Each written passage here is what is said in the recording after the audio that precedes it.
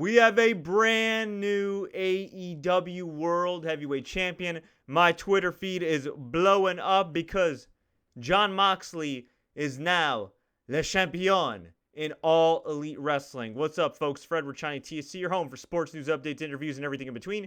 If you're new here, please consider subscribing. Before we dive into our AEW Revolution recap, just a quick programming note. I just did an interview with Alex Marvez, one of the voices of AEW, and a well-respected NFL journalist at the NFL Combine. That interview is now up. So after you're done checking out this recap, please check out that interview. We talked for about 10 minutes. Really insightful conversation about football and wrestling. Anyway, AEW Revolution continues the ridiculous momentum in terms of match quality that AEW has had in 2020. Now, 2019 started off strong, ended with kind of a whimper because they had the Dork Order attack the Elite. There were some bad skits, some just angles that weren't followed up on. Very, very sloppy stuff. I was kind of disappointed at the end of the year. And then 2020 hits, and they got on the ground running.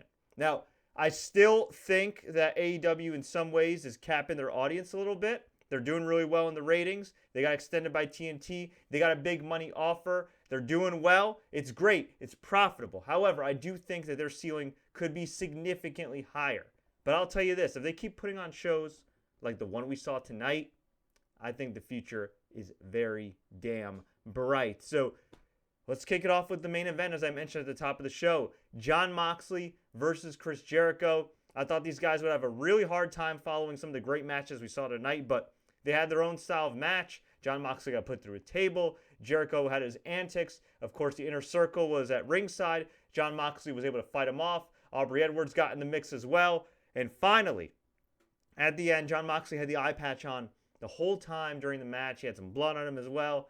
Took off the eye patch. Showed that, you know what? I was playing possum, bro. Hit the paradigm shift, the Dirty Deeds DDT, double arm DDT. 1, 2, 3. And much to my surprise, and I think the surprise of many people, Jon Moxley is your new AEW World Heavyweight Champion. And it was just awesome. Finally, we get a badass babyface who's been relatively protected winning the world title. And it making sense. Not some fluky win, not some Money in the Bank cash in, not some controversy where his foot's underneath the rope, not some guy who won one or two matches consecutively and gets an immediate title shot. No, this is a guy who has been consistently protected since he debuted in May at All or Nothing, Double or Nothing last year in Vegas. And man, I am just thoroughly impressed by the overall presentation, the overall show from top to bottom. So Jon Moxley, your new world champion, he cut a promo afterwards saying that he loves this ish.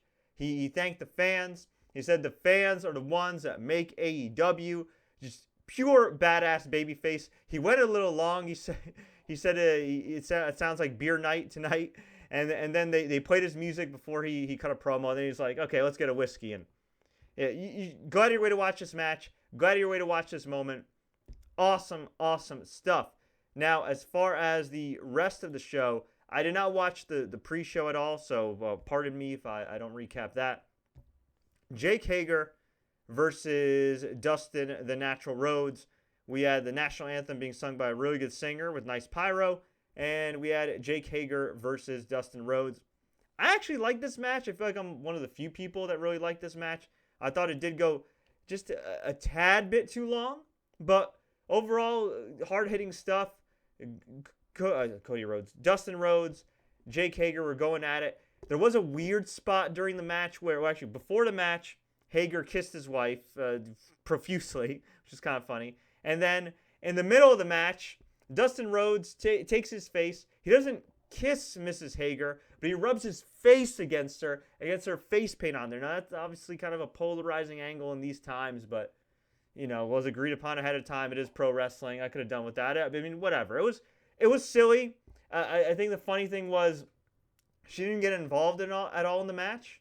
So the fact that a babyface would be doing that and kicking Jake Hager low is kind of a weird dynamic.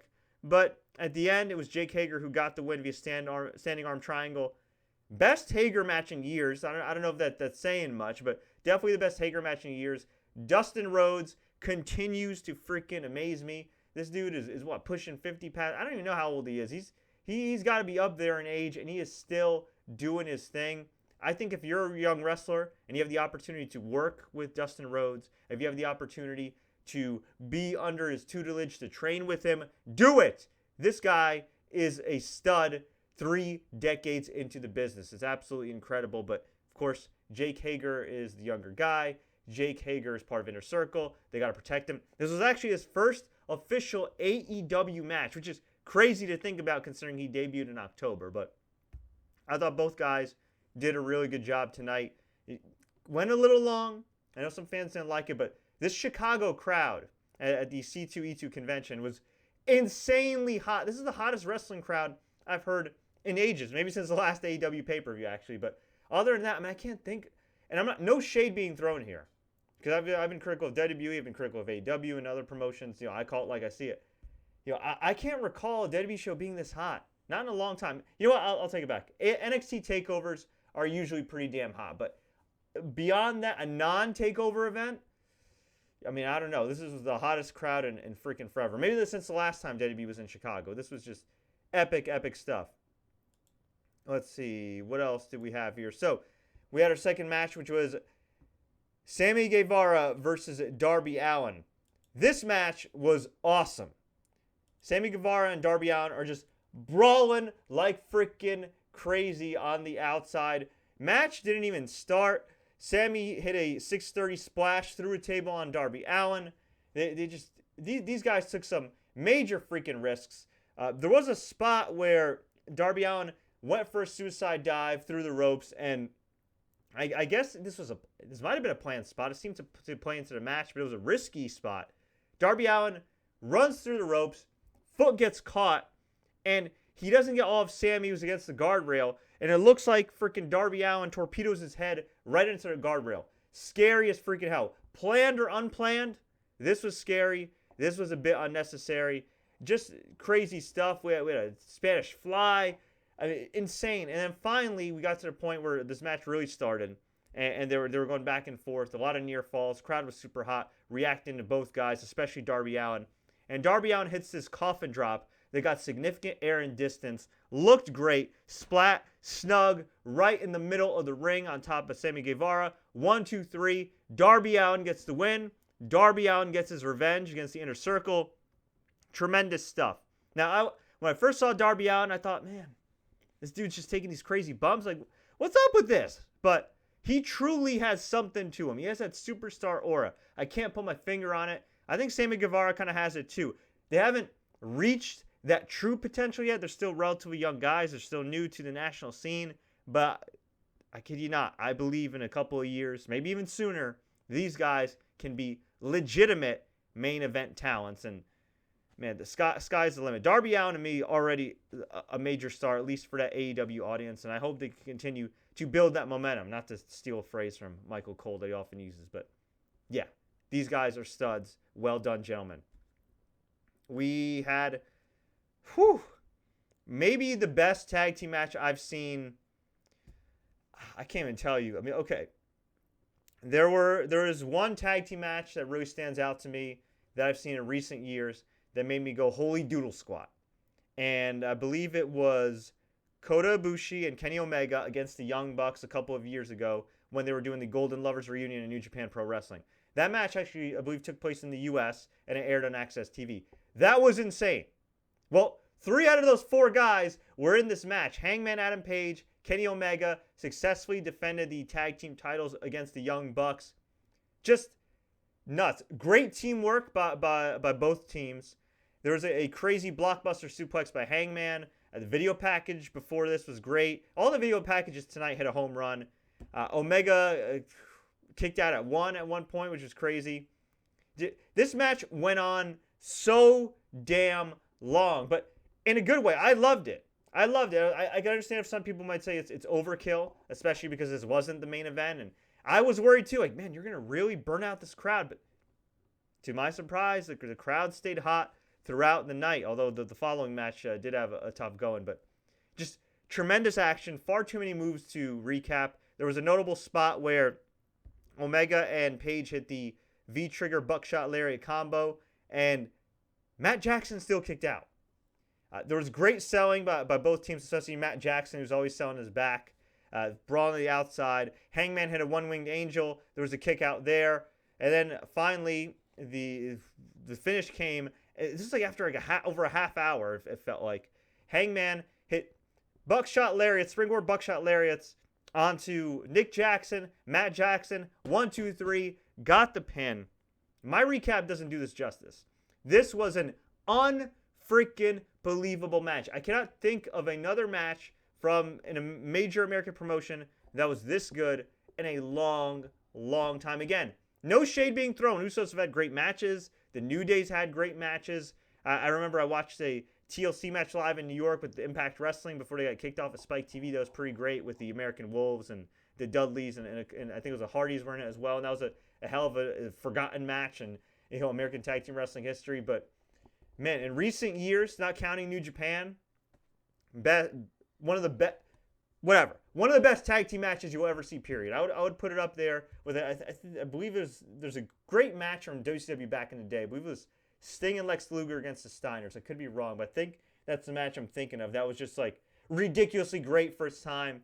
This match, ridiculously great for its time. Match of the night. Phenomenal stuff. Just watch it. Forget what I said. Just watch it. Unbelievable. Kind of surprised that Hangman and Omega are still your tag team champions.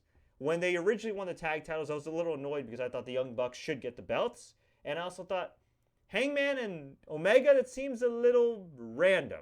Now, not as random as Buddy Murphy, who's now just Murphy, as if he wasn't already generic enough. When Seth Rollins being friends for 2 weeks, now being tag team champions. That's even wackier, especially with AOP in their stable. But this made sense because at least, they're the elite. And look, after a match like this, I definitely want to see a rematch. Now, at the end, Young Bucks, Kenny Omega, they embraced, and Hangman was teasing some tension. Hangman was looking like he was going to turn on Kenneth Omega, but instead, he held off. He put his arm around Omega, and they walked out. But they built that dissension. Now, I'll tell you this. Excuse me. I do think the plan is for Hangman to turn heel. But the reaction that he got, he was the star of this match. All 4 men were phenomenal, but he was the star of this match. I don't know if you should turn him heel. I understand why you would. I know that there's this gray area that AEW is trying to go in with, we don't have baby faces or heels. It's shades of gray. And I think that works in some situations. Like this one right here, there's no real baby faces or heels. It was just a great match with 4 guys that really know each other. But I do think ultimately, when you're getting into some of these bigger money angles, you do need a clear-cut baby face. You do need a clear-cut heel. Most of the time. I could be wrong. But I don't know. I think, you know what? I don't even know if this is a bad problem for AEW. You could just not turn Hangman Adam Page for a long time and just keep putting him over. This is a good problem to have. You have not 1, not 2, not 3, but 4 major superstars. You have a main event level tag team in the Young Bucks, who both are great workers individually. You have Kenny Omega, who's been phenomenal in this tag team role, as a phenomenal tag team wrestler, as seen with Kota and Bushi, and can anytime be a true main event level single star. And then you have Hangman Adam Page, who has just absolutely stepped up. I remember watching him in All Out against Chris Jericho, and nobody at the time bought him as a true world title challenger, but he's really stepped up his game. Again, I'd like to see more vignettes overall with AEW and things like that, but they've been doing that more often, especially with Hangman Adam Page. So if they can keep this going, if they can keep making him this badass dude that does flips and lariats and drinks beer, I think the sky is the limit for him. He's just an absolute stud. Massive thumbs up if you haven't already figured that out. And then we had Nyla Rhodes versus Kris Statlander. This was a really tough spot for both women. They worked really hard here. I don't like the fact that Kris Statlander doesn't have a hometown. I get it. Some people say she's from the alien spaceland or Android Galaxy or whatever. Look, she's a great athlete. I love her look. I love the gear. I like her swagger. I think she can be a top star in AEW for sure. I think she'd be a top star in WWE if they pushed her correctly. But I don't see the alien thing. I don't get it. I get some people like it on the indie level, but I think you kind of got to ditch that. And from what I understand, in real life, she's actually also a stunt woman. And if this badass chick is not just kicking ass in the ring, but in movies, in TV, I think y'all should emphasize that. I find that far more interesting than her being some alien that does boop. But hey, it's over with her crowd. What can I say? This match, though, not so much. Really rough spots. There was a really sloppy superplex, the brainbuster. I guess it was like a makeshift brainbuster. I know a lot of people were hating on Bill Goldberg and his sort of jackhammer on Bray Wyatt the other night, but this was a rough superplex brainbuster thing from Kris Statlander. I thought she killed Nyla Rose. Nyla was fine. And then Nyla Rose hit a middle rope beast bomb on Kris Statlander that just, it flattened her to an uncomfortable degree. And I mean, it's a good thing, both these women are badasses, because I don't know. It looked rough. They seemed to be okay. Nyla Rose retains the title. But yeah, this was definitely rough in some spots. Definitely some miscommunication. I think they'll get better over time. I'm very high on both women. I think you just got to kind of give them time. And again, they were put in a rough spot. And, I get it too. You're in a position where you want to impress. You got a lot of eyeballs. You want to do a couple top rope things. I get it. But sometimes it's best to pull back just a little bit, as we will find out in one of the other matches going on. So we then had MJF versus Cody Rhodes. A very slow-paced, methodical match. Not in a bad way. I thought psychologically he was relatively strong, but there were a couple things that were very, very distracting. Just a couple things that were very distracting. Cody Rhodes has this new neck tattoo. Now, apparently, this neck tattoo is real. It's completely real. And it's his American Nightmare logo tattooed on his neck. Not like in the back of the neck. Not like here. Like just really close to his face, kind of, to an uncomfortable degree. And I'm sorry. I got love for Cody, but I don't know. The tattoo placement could have been a little bit better. I'll just say that much. A little polarizing, to say the very least. When I found out it was real, I was stunned. And when I found out that his wife allowed him to get it, I was kind of stunned. But hey, I guess you got to make some compromises in marriage. Meanwhile, MJF had the most ridiculous spray tan you will ever see. It looked good. It would have been nice if he unveiled that spray tan like 5 weeks ago so we could get used to it rather than for the pay-per-view. So MJF here, his job was to get his ass kicked from pillar to post. Cody busted him wide open. MJF at one point took off Cody's boot and bit his toe. Ugh. That's kind of gross. And finally, at the end, Cody Rhodes hit not one, but two crossroads. Got greedy. Was going to go for a third one. MJF reached out in his trunks. Pulled out the Dynamite Diamond ring, which he won in a Battle Royal a few months back. Some of you may remember. Hit Cody Rhodes with it. Knocked him out. Got the pin. MJF gets the biggest win of his career. While Cody Rhodes goes 0 for 2 his last two big pay-per-view matches for AEW. So this feud, indeed, will continue. And by the way, I just want to note, I know JR's received a lot of criticism. Some fair, some unfair here and there. But the reality is I thought he did a fantastic job on the show. I thought all the guys did a great job on commentary. Especially with the Darby Allin match, where Darby Allin, whether, again, was a planned botch dive or not, they were talking about how, Darby Allin let the emotions get the best of him. And when you let your emotions get the best of you, especially in high-risk maneuvers, bad things can happen. And I loved it. They were talking from a pure sports standpoint. It was great. Finally, some commentary that brings some logic into this business. I dig it. Then we had, Orange Cassidy versus Pac. And I'm not going to lie, I haven't always been an Orange Cassidy guy. I respect the hustle. I respect the fact that this dude can take minimal bumps, get paid six figures, and can get over in front of a crowd. This is some Kevin Nash TNA level finesse. This is Andrew Bynum with the Philadelphia 76ers never playing but getting paid level finesse. This is Andre Iguodala with the Memphis Grizzlies getting paid before being traded to Miami level finesse. I love it. But finally, the time came to put up or shut up Orange Cassidy's AEW singles match debut. And I got to give credit where credit's due. This dude hit a home run. Now, I think the guy who's one of the best workers in the world wrestling alongside him had something to do with it, and Pac. But this is just a great match. Orange Cassidy kept rolling away from Pac. Did the little light kicks which the crowd reacted to. I mean, the crowd reacted to everything. They absolutely love him. They said that Pac had no pulp. My only real complaint here, and this is just for the general audience that watches Dynamite and not just the pay-per-views and AEW Dark, just give me some Orange Cassidy vignettes.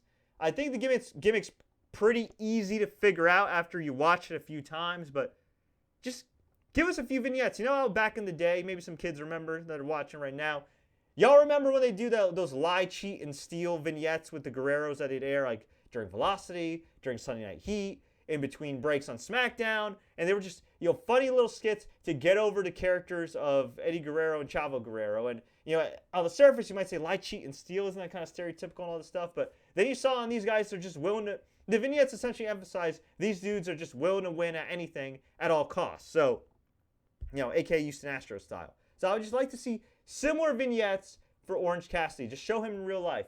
Show him at a nightclub. Show him, show him in New York City just kicking it. They're going to Newark in a few weeks.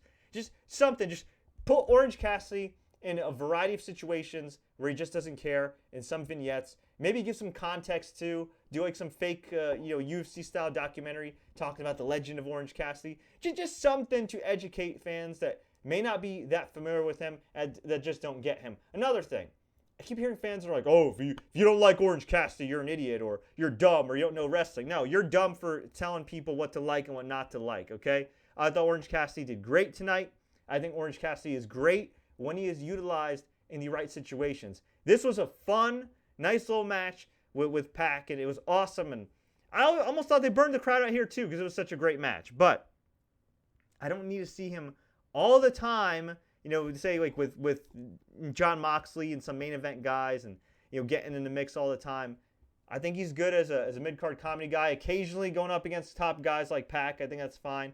And you know what? Eventually, if you want to evolve him into somewhat of a serious character, go for it, because he showed great fire here. He even smiled in Pac's face when Pac had that angry face. And what can I say? I mean, this dude had it tonight. Did some great dives with the pockets, nipped up. The facial expressions were fantastic. But eventually, Pac got the win with the Brutalizer submission. Home run, star-making match for Orange Cassidy. And once again, Pac proves why he's one of the best wrestlers in the world. There you go. Right guy won. And then, we had, of course, our main event, which had Jon Moxley beating Chris Jericho to win the AEW World Title. A year ago, he was being released by WWE. He was getting buried, losing. I think he lost to EC3 around this time last year. Now, he is the face of a hot wrestling company that's taking some market share from WWE. That's one of the hottest properties in Turner. And he is their world heavyweight champion.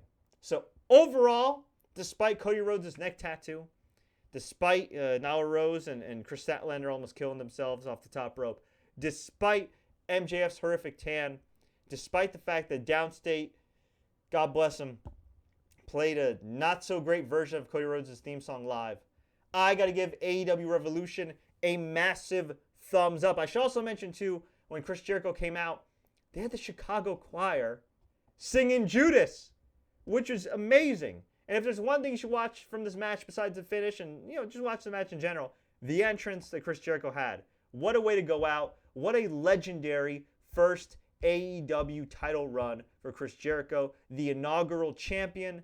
He did a phenomenal job holding the mantle, holding the AEW flag. He made a truly positive impact. And hey, let's keep it real here. It's probably not his last time as world champion, but what a way to go out in your first title run. Just a couple other notes before we go.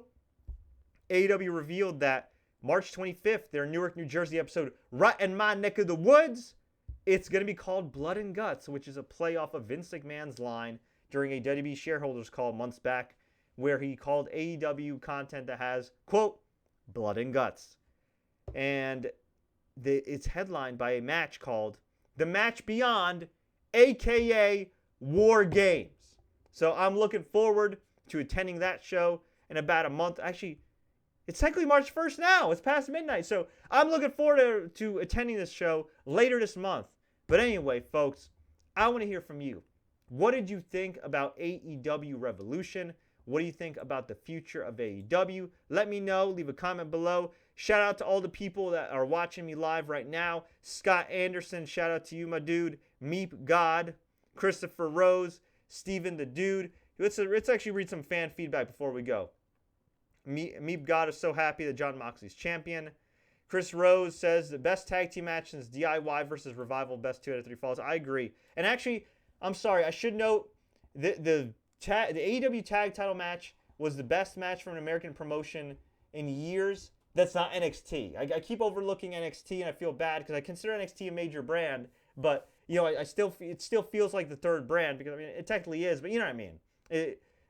When I say like best match in a long time or best match whatever, like I'm excluding NXT from this conversation. If you include NXT, yeah, NXT's had some great in-ring stuff too. I don't mean to exclude them and the work that DIY and the Revival and the War Raiders and Ricochet and Aleister Black did last year at all. Not doing that. Just main roster wise, WWE. It's been a while since there's been a great tag team match like that.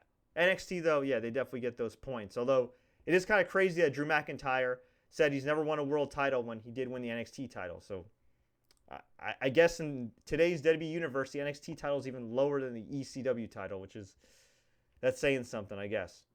Well, the old ECW title, not the ugly silver one that Jack Swagger had back in the day. Chris Rhodes says Orange Cassidy is the greatest wrestler of the 21st century. I don't know about that, but he says great show, 9 out of 10. Steven the Dude, the horrific tan adds to his heel character. Yeah, it looks funny, which is why it worked for me. Hey, you're right. And at the end of the day, he got his ass kicked pillar to post, so it ended up working out. But again, folks, I want to hear from you.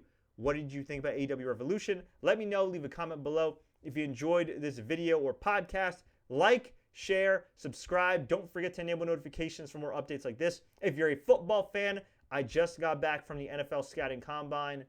Went from a small YouTube channel to covering the NFL. I couldn't have done it without all of you. So if you're an NFL fan, if you're a wrestling fan, you're in for a treat. We got a ton of original videos coming up, especially from the Combine. Again, I just did an interview with AEW's Alex Marvez that came out great. I hope you'll like it. Please check it out. Until then, folks, as always, take care, like, and share, and enjoy the matches.